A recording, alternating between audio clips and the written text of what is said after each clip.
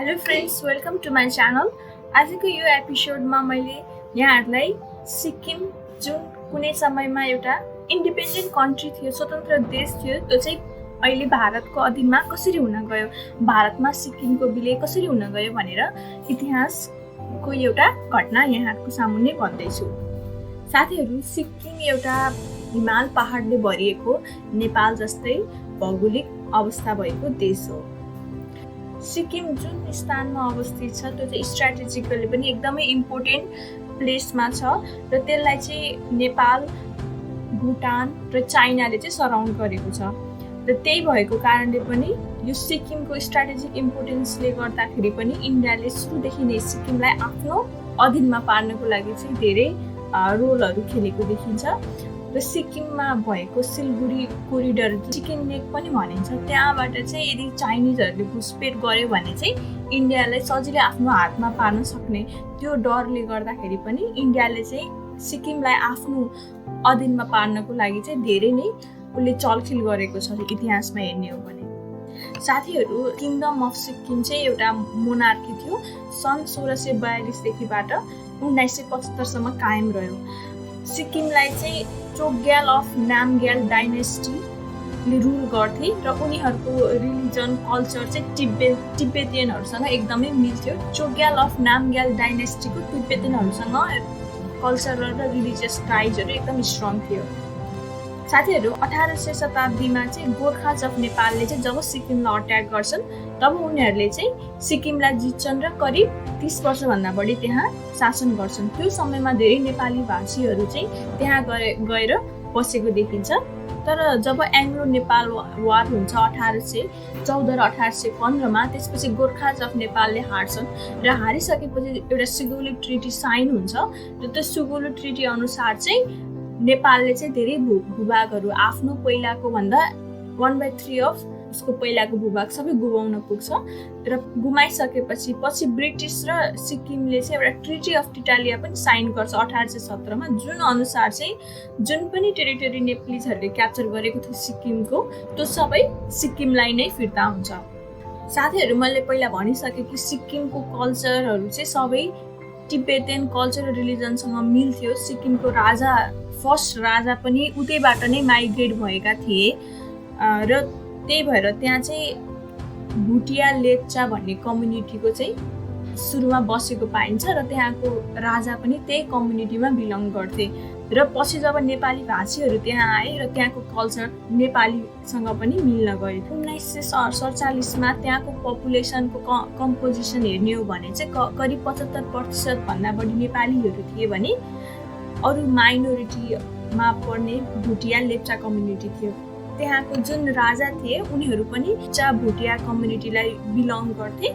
Majority जनताहरू चाहिँ Nepali community थियो भने राजा चाहिँ लेप्चा भुटिया कम्युनिटीको थियो भने अभियसली त्यो जुन शासन गर्ने वर्गले चाहिँ त्यो मेजोरिटीको भोइसलाई त अवश्य पनि रिप्रेजेन्ट गर्न सक्दैन। त्यही भएर त्यहाँ सुरुदेखि नै राजाको विरुद्धमा नेपाली कम्युनिटी चाहिँ युनाइटेड थियो र सिक्किममा चाहिँ धर्मको हेर्ने हो भने हिन्दुजम सबभन्दा धेरै मान्थ्यो र भुटिया लेप्चा कम्युनिटी भएकोले त्यसपछि बुद्धिजम मान्थ्यो र क्रिस्चियनिटी, इस्लाम र अन्य धर्महरू पनि मान्ने गर्थ्यो।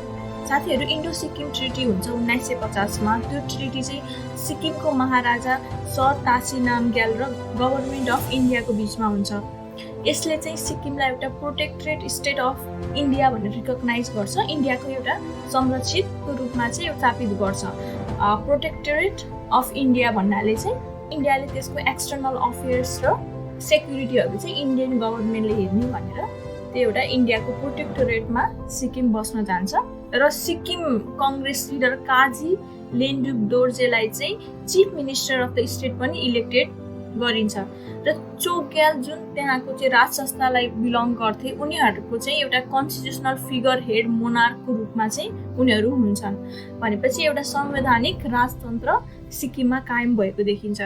र साथीहरू, त्यहाँ चाहिँ जब तासी नामग्याल जुन त्यहाँको राजा थिए उनले चाहिँ सिक्किमलाई जहिले पनि एउटा इन्डिपेन्डेन्ट र सार्वभौम सत्ता सम्पन्न देशको रूपमा चिनाउन चाहन्थे भने भने यसमा चाहिँ इन्डियनहरूले आपत्ति देखाउँथे किनभने एउटा सिक्किमलाई चाहिँ उनीहरूले आफ्नो एउटा प्रोटेक्टेडको रूपमा राखिरहेको थियो र सिक्किमलाई एउटा स्वतन्त्र देशको रूपमा उनीहरू कहिले हेर्न चाहँदैन थियो। जब जवाहरलाल नेहरू त्यहाँको प्रधानमन्त्री थिए इन्डियाको, त्यो हुन्जेलसम्म चाहिँ तासी नामग्याल र इन्डियाको बिचमा एउटा सुमधुर सम्बन्ध स्थापित हुन्छ। तर जब 1963मा तासी नामग्यालको मृत्यु हुन्छ र 1964मा जवाहरलाल नेहरूको पनि मृत्यु हुन्छ, त्यसपछि चाहिँ त्यहाँ नयाँ राजा आउँछन्, पाल्डेन थुम्बुङ नामग्याल नामका नयाँ राजा चाहिँ त्यहाँ आउँछन्। तर उनले चाहिँ एउटा अमेरिकन नागरिक होप कुकसँग विवाह गरेका हुन्छन् र यस्तो भनिन्छ कि होप कुक चाहिँ अमेरिकी खुफिया एजेन्सी CIA का एजेन्ट थिए। त्यस्तै गरेर साथीहरू त्यो बेलाको सिचुएसन हेर्ने हो भने चाहिँ कम्युनिजम अलिकति बढिरहेको थियो पश्चिम बङ्गाल र नेपालमा।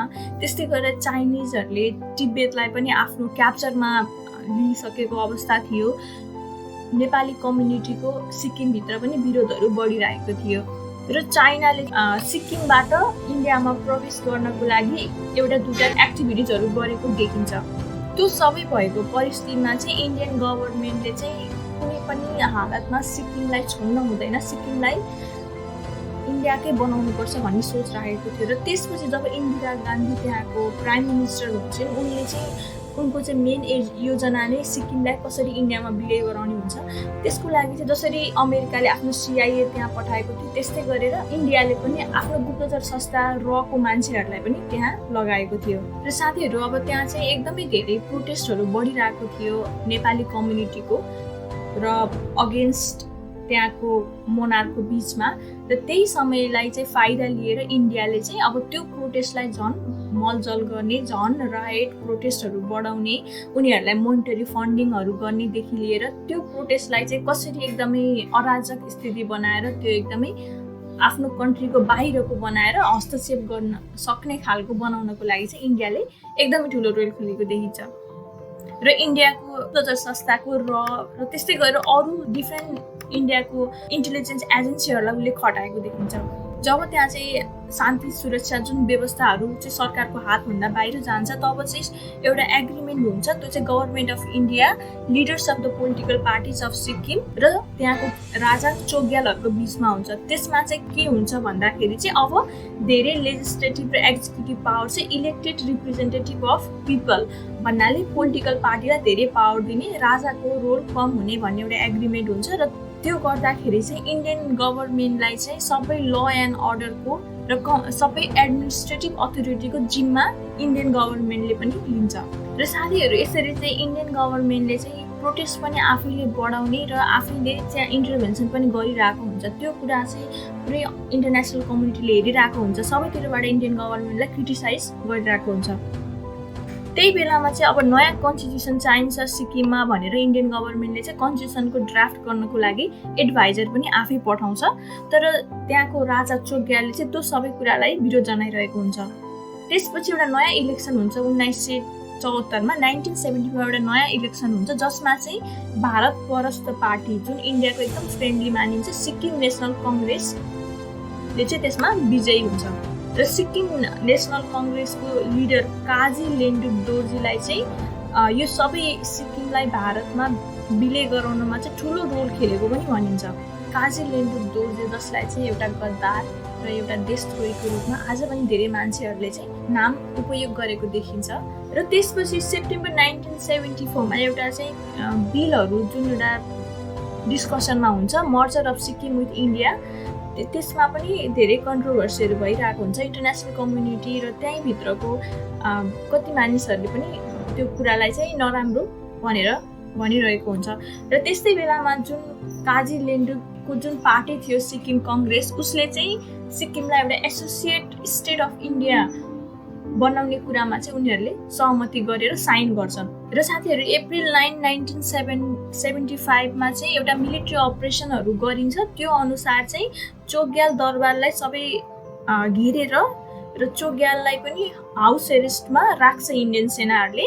र त्यसपछि सिक्किम एसेम्ब्लीले चाहिँ बसेर evolution of institution of Chogyal भनेर राज संस्था हटेको घोषणा गर्दछ।